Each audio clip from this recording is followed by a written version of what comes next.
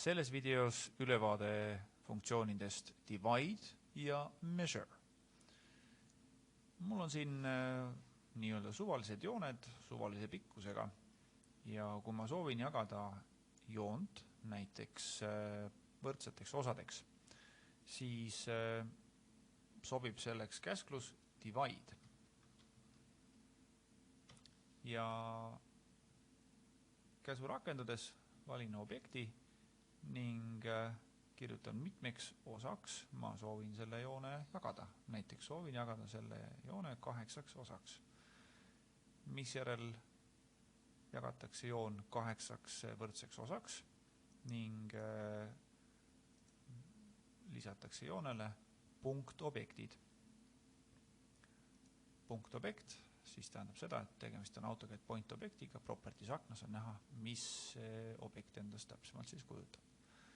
Nüüd juhul, kui teil on joonises olemas ka näiteks plokkobjektid ja te tahate jagada piki joont mingit plokkobjekti, näiteks kuidas ma saan teada, mis plokid on selles joonises, valin siis insert, läheb plokk alameatusest insert ja näen, et mul on siin erinevad plokid, mille hulgas on näiteks üks põõsanimeline plokk.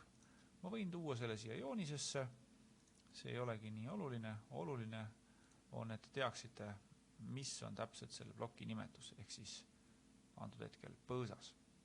Nii et kui ma rakendan uuesti käsu divide, valin joone, siis käsureal küsitakse minu käest ka, et kas ma sisestan mitmeks osaks ma soovin jagada või plokk. Ja nüüd on mul võimalik sisestada siia siis nimetus põõsas.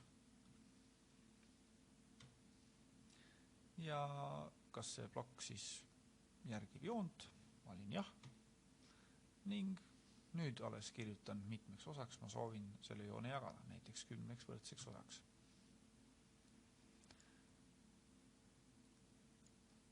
Alternatiiv või siis teistpidi, kui ma soovin ette antud kindla vahemikuga jagada joone siis juppideks või jagada siis joonele kindla sammuga näiteks mingisugused plokkobjektid.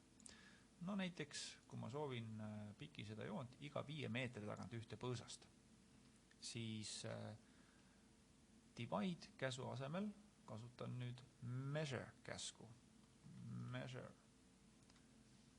Valin joone ning jällegi on mul võimalik valida siis, kas ma soovin siia plokkobjekti või vajutades enterit on mul võimalik kohe täpsustada, missuguse lõigu pikkusega ma soovin siis seda joont jagada. Nii, antud hetkel siis iga 10 meetri tagant lisati siia punktobjekt. Võtan selle käsu tagasi ja kordan seda measure käsku põõsa plokiga. Measure käsk, näitan joone, valin käsurea peal plokk ning kirjutan ploki nime põõsas, enter, jah, ja kirjutan põõsa plokkide vahekauguseks näiteks 12 meetrit. Ja saan iga 12 meetri tagant põõsa plokid. Kui ma soovin nüüd kokku lugeda, kui mitu põõsa plokki on joonisesse lisatud, siis mul on võimalik valida üks nendest plokkidest ja parema klahvi alt leiate sellise funktsiooni nagu select similar. Kõik sarnased plokid valitakse ning properties aknas on teil võimalik näha, et kokku on näiteks 19 plokki.